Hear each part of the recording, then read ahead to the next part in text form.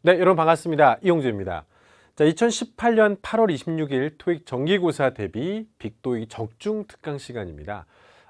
매번 시험 전마다 저희가 적중 특강을 제공해 드리고 있는데 이 적중 특강은 여러분들이 시험 바로 전에 여러분들이 부족한 부분을 채울 수 있고 또 그동안 알지 못했던 여러 가지 리딩 스킬들과 또 현행 가장 최근의 어떤 그런 트렌드를 여러분들에게 보여드리기 위해서 마련되는 시간입니다. 작은 문제입니다만 여러분들이 몰랐던 부분을 가져가시고 효과적인 시간이 되시기를 바랍니다. 자, 준비된 문제 같이 확인해 보도록 할게요. 첫 번째 문제입니다. recover라고 하는 동사의 형태를 알맞게 일단 잡는 문제예요. 그렇다면 동사의 형태를 잡는 건 스스로 할 수 있는 일은 아니거든요. 주변의 단서의 도움을 받을 수밖에 없는 건데 이 plan이라는 단어는요. 명사로 쓰이건 동사로 쓰이건 항상 오늘의 정답인 이 형태와 결합될 수밖에 없는 단어입니다. 바로 정답은 to recover. 그러니까 명사건 동사건 상관이 없습니다. 항상 투부정사랑 결합이 되고요. 하나 더 말씀드리면 이 plan이라는 동사의 경우 뒤쪽에 이 on을 붙이는 경우도 있긴 있어요. 하지만 일반적이진 않습니다. 투부정사나 on 정도는 붙을 수 있다 정도는 참고로 알아두시고요. 항상 이 단어가 나오면 특정 형태의 동사의 형태와 결합한다라고 기억하시는 게 좋겠네요. 그럼 이 문제를 보고 요즘에 이런 문제가 나오나? 그러면 플랜 말고도 투부정사와 결합하는 일부 명사들을 좀 추가적으로 학습하시는 건 도움이 될 수 있겠다. 이런 학습의 방향성이 좀 생기지 않을까요? 다음 문제 보겠습니다. 앞에 전치사가 쓰여 있습니다. 전치사는 여러분 명사를 유도할 수 있는 하나의 단서죠. written, 서면의, 분사도 명사를 수식하는 기능이 있습니다. 두 가지 단서를 통해서 빈칸은 명사 자리임은 일단은 밝혀진 상태예요. 그럼 일단 선택지 중에 명사의 형태적인 특징을 여러분들이 인식할 수 있는지를 먼저 따져볼 필요가 있겠죠. TION이나 SION으로 끝나는 단어들이 명사의 형태적인 특징인 거 알고 계시죠? 결국 해석은 하지 않더라도 오늘의 정답은 쉽게 골라낼 수 있는 문제라는 것입니다. 다음 문제. 선택지에 대해서 두 가지를 제가 먼저 구별해 드리겠습니다. 이 두 단어는 대명사. 그 다음에 C번과 D번은요, 관계사라고 불러요. 그 중에서도 이제 이 which라는 단어는 관계 대명사라고 부르고요. where는 관계 부사라고 불려요. 그러면 대명사와 관계사의 차별점을 일단은 알아야 A, B로 고를지 C, D로 고를지 이거를 먼저 구별할 수 있겠죠. 여러분, 관계라는 단어가 들어가면요. 접속사의 기능이 하나 더 추가된다고 생각하시면 되는 겁니다. 그래서 하나의 예문, 하나의 그 문장 안에서 접속사가 들어간다는 얘기는 결국 전체 문장에서 동사의 개수가 2개가 된다는 얘기죠. 주어, 동사, 어쨌든 동사의 개수가 2개가 된다는 얘기예요. 지금 여기서 동사는 has expanded 하나가 나와 있고요. 뒤쪽에 will be라는 동사가 또 한 번 보였습니다. 그럼 컴마를 중심으로 지금 절이 2개가 있다는 얘기거든요. 그러면 관계라는 단어가 들어가 있는 3번은 정답의 가능성이 생깁니다. 왜? 접속사의 기능이 있기 때문에. 하지만 접속사의 기능이 전혀 없는 A, B번은 애초부터 오답이라는 얘기죠. 그러면 이제 관계라는 기능으로 정답을 압축했다면 관계 부사냐, 관계 대명사냐, 부사와 대명사의 차이점을 한 번만 따져주시면 된다는 얘기인데 전치사 뒤에 올 수 있는 품사가 부사입니까? 명사입니까? 명사적인 기능이겠죠. 그래서 전치사 뒤쪽에 올 수 있는 건 대명사의 기능까지 갖고 있는 which, 관계 대명사가 정답이겠죠. 결국 선택지에 대한 공통점과 차별점을 따질 수 있는지의 문제를 의도했던 것입니다. 정답은 D번인 거 확실히 다시 한번 기억해 주시고요. 다음 문제. 의미를 구별하는 문제들이 나왔을 때 빈칸 뒤쪽에 바로 어떤 명사들이 온다면 이것은 진짜 의미적으로 여러분들이 뭔가를 많이 따져보셔야 되는 건데 특정 전치사가 위치할 경우라면 여러분들은 한 번 정도 의심해 보실 필요가 있습니다. 특정 전치사와 결합될 수 있는 동사나 어구를 골라내는 문제가 아닐 것인가. 일반적인 틀에서는 해석을 요구합니다만 특정 전치사가 위치할 때는 결합성에 더 집중을 해주시라는 얘기죠. 오늘 정답은 A번이에요. 그 이유가 뭐냐면 from과 결합이 정말 좋은 단어고요. 나머지 단어들은 from과의 결합이 없는 단어들입니다. 그래서 benefit from, 뭐뭐로부터 혜택을 얻다. 그러니까 의미보다 더 중요한 건 from과의 결합성이라는 것이죠. 다음 문제.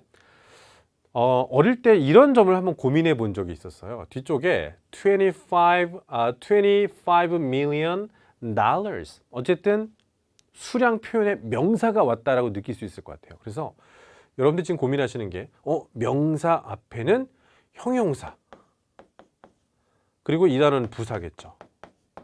그래서 명사 앞에니까 형용사가 정답이 아닌가? 이렇게 생각하시는 경우가 가끔 있습니다만 숫자가 보였다 하면 항상 정답은 D번입니다. 그러니까 만약에 이 approximate 이란 형용사가 정답 되려면 숫자 없는 number, 진짜 이런 일반 명사가 와야 돼요.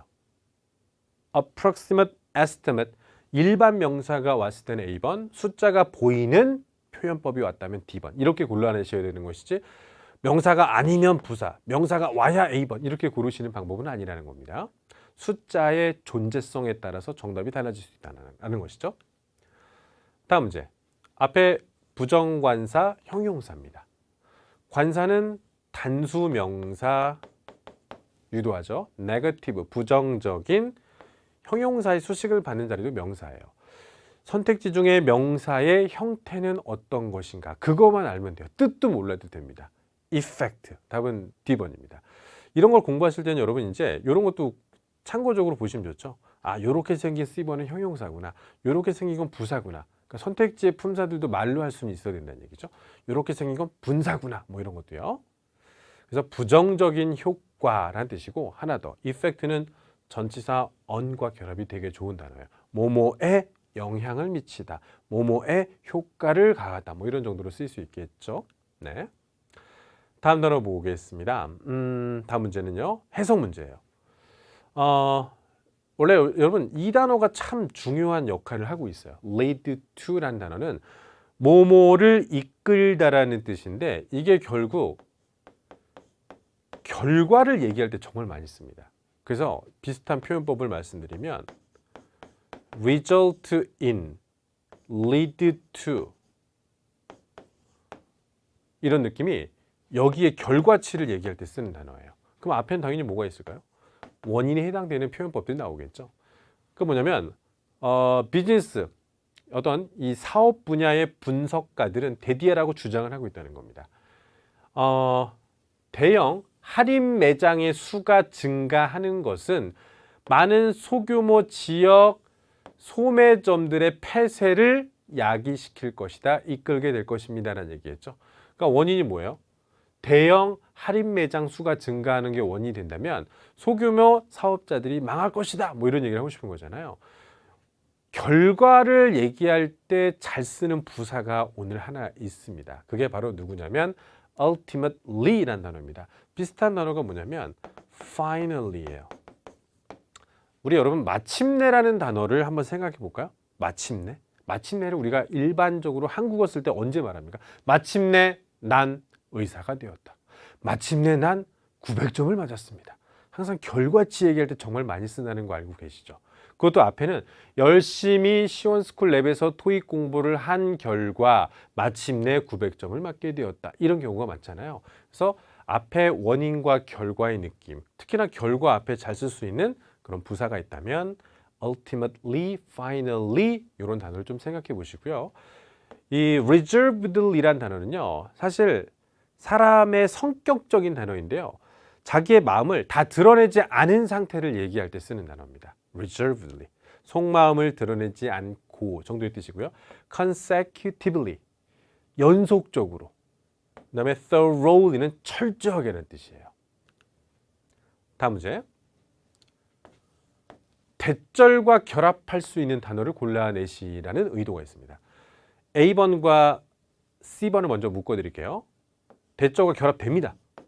다만 직접적으로 결합하지는 않고요. 누군가에게 대디아를 알리다, 상기시키다. 중간에 somebody에 해당되는 목적어가 있고 나서 대절과의 결합은 가능합니다만 바로 결합은 안 돼요.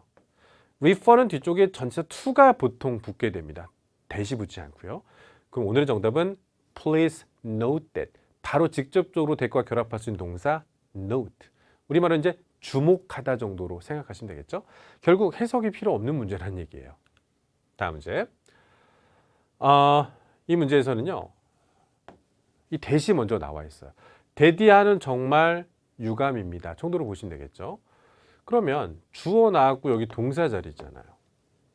동사의 형태가 아닌 거를 일단 지울게요. 그럼 결국 CD번이 남았는데 이거 현재와 과거 시제 구별하는 문제인가? 라고 생각할 수도 있습니다. 그럴 수 있습니다만 주어가 and로 연결된 복수 주어라면 단수 동사와의 결합은 맞지 않겠죠? 결국 수일치로 오답만 제거해도 나머지 정답이 D번인 거는 쉽게 알 수 있는 문제입니다. 시제를 따지면 이 문제가 좀 어렵게 느낄 수가 있을 거예요. 근데 앞에 was도 있고, 그죠? 근데 수일치가 안 맞는 점을 이용하시는 것이 정답 고를 때는 더 쉽게 다가갈 수 있다는 얘기겠죠? 자, 그 다음에 weather condition. 날씨입니다. 날씨 상황을 얘기하는 겁니다. 날씨는 보통 둘 중에 하나로 얘기하죠. 좋다, 나쁘다. 그죠? 네. 그래서 이 중에서 좋거나 나쁘거나 라는 단어의 느낌을 갖고 있다면 정답이 될 수 있다는 얘기죠. 오늘의 정답 severe. 이 단어가 어떤 뜻인 줄 아십니까? 그냥 나쁜 게 아니라 very bad예요.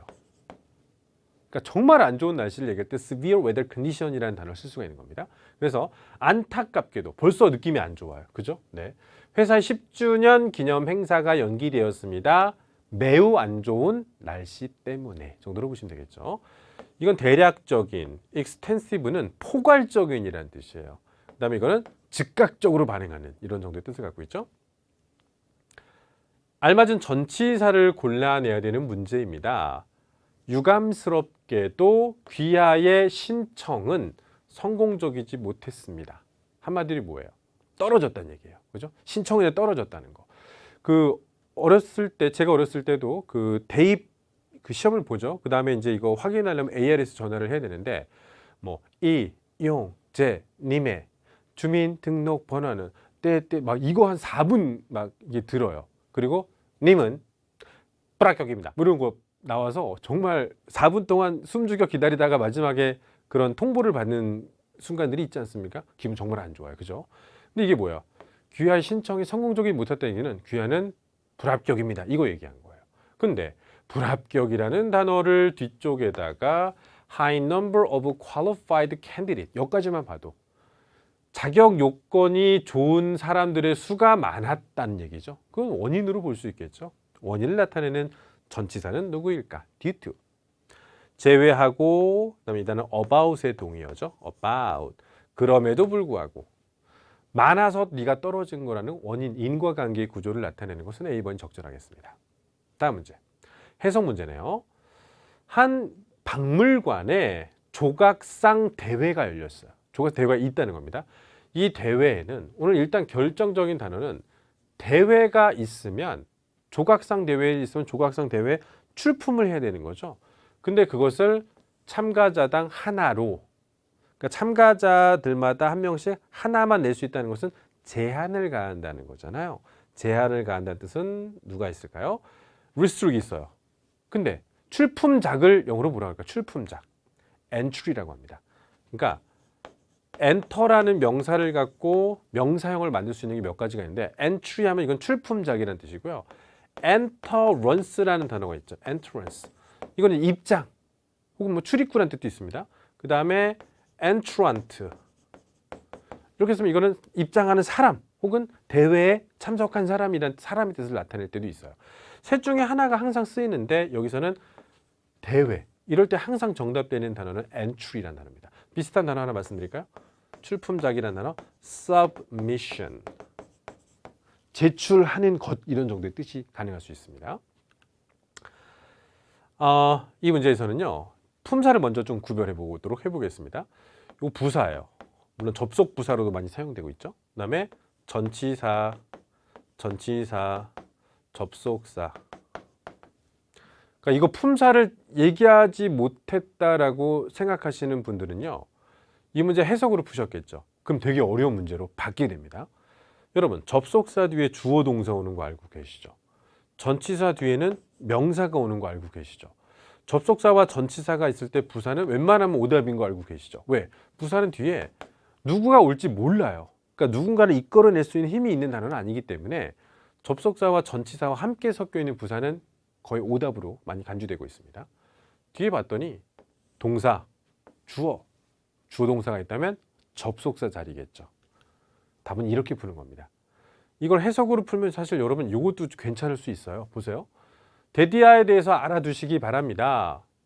신입사원들은 고용될 예정입니다. 사전적인 허가가 주어짐 없이 고용될 예정입니다. 여기 노가 들어갔네. 그죠? 어떠한 신규 사원도 고용되지 않을 것입니다. 사전 허가가 없으면 하면은 괜찮을 것 같잖아요. 만약 뭐뭐 하지 않는다면 비슷하잖아요. 이거는 해석의 문제가 아니라 품사의 구별 문제로 넘어가는 문제로 보셔야 되겠죠. 다음 문제. consider의 3차원적인 측면의 특징들을 말씀드리겠습니다. consider 하면요. 토익에서 명사 목적어 다음에 형용사 목적격 보어를 고르는 5형식 동사로 출제될 가능성 첫 번째입니다. 그 다음에 consider는요. 바로 뒤에 동명사를 목적으로 취하는 3형식도 가능합니다. 문제 자체가 consider 뒤쪽에 빈칸을 뚫었다는 얘기죠. 명사나 동명사 둘 다 가능할 수 있다는 얘기죠. 명사 어디 있어요? 동명사 어디 있어요? 이 둘 중에 하나는 가능할 수 있다는 얘기죠. 근데 뒤에 the whole restaurant 명사가 또 있죠.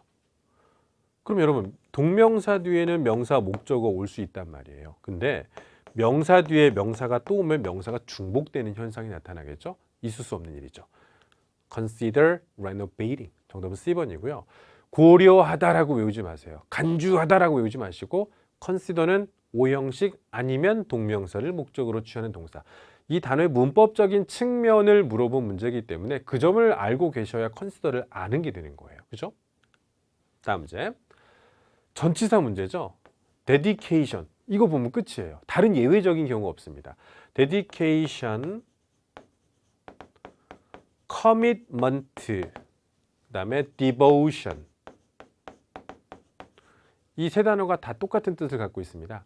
특정 행위에 자신의 에너지, attention, time, money 등을 그냥 다 쏟아붓는다는 뜻인 거예요.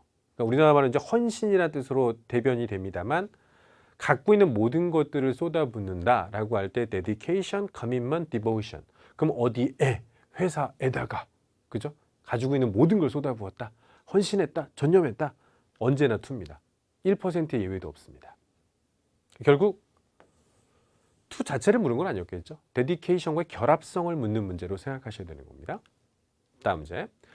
항상 우리는 빈칸이 문장의 첫 자리에 뚫려 있을 때는 주의를 하셔야 돼요. 빈칸의 첫 자리에 부사, 접속사, 부사.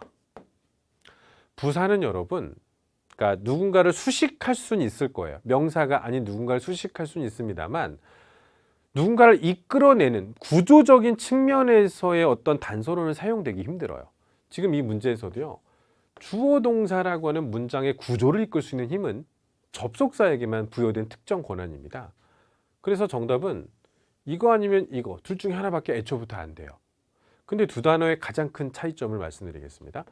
whenever 부사절을 이끌 수 있어요. that은 명사절을 이끈다는 겁니다. 그러니까 해석은 최소한으로 하자는 얘기예요. 이 문제에서 여러분 컴마 뒤쪽에 주어 동사가 있습니다. 그럼 이걸 주절이라고 하죠. 주절 바깥쪽은 부사의 공간일까 명사의 공간일까 생각해 보시기 바랍니다. 주절의 바깥은 언제나 부사예요. 부사절을 이끌 수 있는 건 B번입니다. 이 대절이 정답이 되려면 주어 자리나 목적어 자리나 이런 자리에서 정답이 되지 주절 밖에서 정답될 가능성이 없다는 얘기죠. 정답은 whenever. 그리고 이제 해석해봐도 이게 자연스러울 거예요. 우리 마감 시한 전에 우리 프로젝트 중에 하나를 완수할 때면 언제나 get to leave the office an hour early. get 투부정사 하면요. 뭐뭐 할 기회를 얻다는 뜻이 있거든요. 그래서 1시간 먼저 퇴근할 수 있는 기회가 생긴다 정도로 이제 해석하시는 게 자연스러운데, 해석해봤자 이거는 고를 수 없어요. 이 두 단어의 명사와 부사의 절의 위치적인 차이점을 아시는 게 훨씬 더 좋은 문제겠죠. 다음 문제. 해석 문제입니다. 해석 문제인데 한 교수님에 따르면 despite이 이 문제는 단서가 되겠네요. 현재 경제 상황이 좋아요, 안 좋아요? 안 좋아요. 안 좋은 상황입니다. 그렇죠? 경기가 침체되고 있는 상황이 마이너스 개념이죠. 그러면 despite 앞에는 플러스의 개념이 들어가는 게 맞습니다. 반대적인 상황이 되기 때문에 the demand for low income housing, 그러니까 저소득 주택에 대한 수요가 뭐뭐할 것으로 예상됩니다.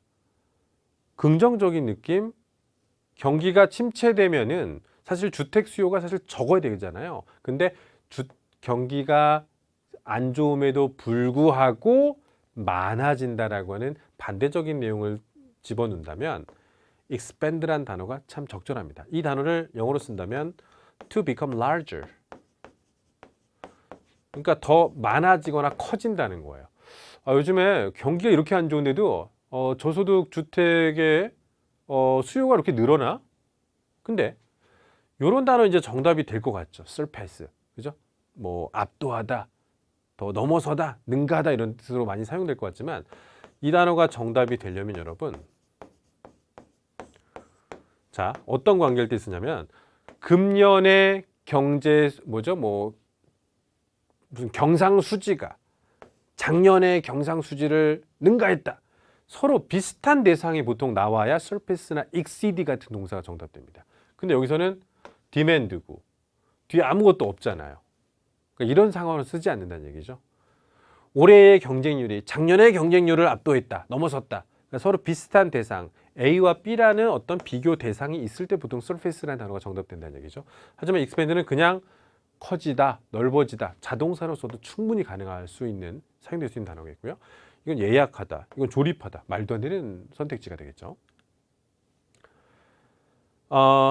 disappointing, 실망스러운 분사입니다. 분사의 수식을 받을 수 있는 건 명사죠. 왜냐하면 분사는 형용사의 기능을 갖고 있기 때문입니다.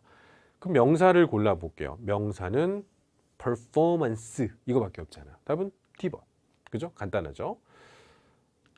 19번 문제 보겠습니다. 이 문제에서 결정적인 단서는요, 여기에요. 그러니까 대절 이하에는 every team leader, 주어, 동사, 이건 먼저 알 수 있을 겁니다. 대절 이하에 동사가 들어갈 자리니까 ing 형태, 투부정사 형태, 답이 안 된다. 근데 두 개는 동사거든요. 근데 이제 주어가 단수 주어이기 때문에 단수 동사 C번 골라야지 이렇게 생각하신 분들은 이제 대만 보신 분들이에요. 근데 require라는 단어의 특징을 모르셨기 때문에 그런데요, 우리가 요청하거나 요구하는 뜻을 갖고 있는 동사들이 나온다면요, 뒤에 항상 대디하에 주어 should라고 하는 조동사의 생략을 애초부터 이 동사에서 암시를 걸고 있는 상황이에요. 뭐 suggest라든지 지금 나와 있는 require, advise, 제안이나 주장이나 명령이나 요청이나 이런 의미들, 그러니까 한마디로 해야 한다는 의미를 강하게 어필하는 동사들이 나왔을 때는 should의 존재를 먼저 생각하실 필요가 있습니다. 그러니까 이 문제를 만약에 풀 때 여러분들이 require 하면서 뒤에 should 왔겠구나 라고 느끼신 분은 바로 고르는데, require, 요구하다, that, 그거 생각 안 하고 넘어가신 분들 다 C번 고르셨을 겁니다. 그러니까 단어에 대해서 안다는 것은 그 단어의 뜻을 아는 게 중요한 게 아니라 이 단어가 문법적으로 어떤 영향을 미칠 것인지를 먼저 생각할 수 있게 만드는 그 지식이 있는 게 문법적 지식이 있다고 하는 거거든요. 어디 가서 이 단어를 안다라고 얘기하려면 뜻과 문법적 특징 두 개 다 얘기할 수 있어야 된다는 겁니다. 정답은 should 뒤쪽의 동사 형태 원형. 답은 D번에 enroll이 되겠습니다. 다음 문제. 이 문제에서 여러분들이 고민한 거 두 개 제가 한번 골라볼까요? and 있죠. and랑 결합되는 거 both A and B, between A and B 둘 다 될 수 있다는 얘기죠. 근데 차이점이 뭘까라고 생각해 본다면 both는요 and랑 결합이 되는데 이름이 상관 접속사라고 불러요. 그래서 여기에 오는 것과 여기에 오는 것이 뭐가 돼도 상관이 없습니다. 명사, 형용사, 투부정사, 절 뭐가 돼도 상관이 없습니다. 그래서 상관 접속사라고 두 개의 형태만 같은 모든 걸 허용한다는 얘기인데 between은 여러분 품사 자체가 전치사예요. 그래서 여기 오는 단어들은 명사라는 것으로 한정이 되기 마련입니다. 보세요. 뒤에 나온 단어가 누군지 보겠습니다. give, 그죠? reconsider, 동사, 전치사 뒤에 이런 게 나온다고요? 말도 안 되는 거죠. both, 그죠? 네. 그래서 상관 접속사, 전치사, and랑 결합되는 것만 보시면 여러분들 둘 중에 막 고민하실 거 아니에요. 오는 것이 명사이냐, 뭐가 와도 상관없냐, 그거를 따지시는 문제라는 거 기억해 주시기 바랍니다. 어떠셨습니까? 오늘 아마 몇 가지 문제를 통해서 내가 저 단어를 알고 있다고 생각했는데 내가 알고 있었던 거는 한국어적인 의미였구나. 이 단어의 문법적인 특징을 내가 알지 못했구나. 이런 것들이 아마 몇 문제가 있을 것으로 생각이 됩니다. 그래서 우리가 토익에 맞게 단어를 학습하고 문법을 정리하시는 습관이 정말 중요하구나라는 것을 아마 느끼셨을 텐데요. 다시 한번 철저히 복습하시고 좋은 결과 얻으시길 바라겠습니다. 이용지였습니다.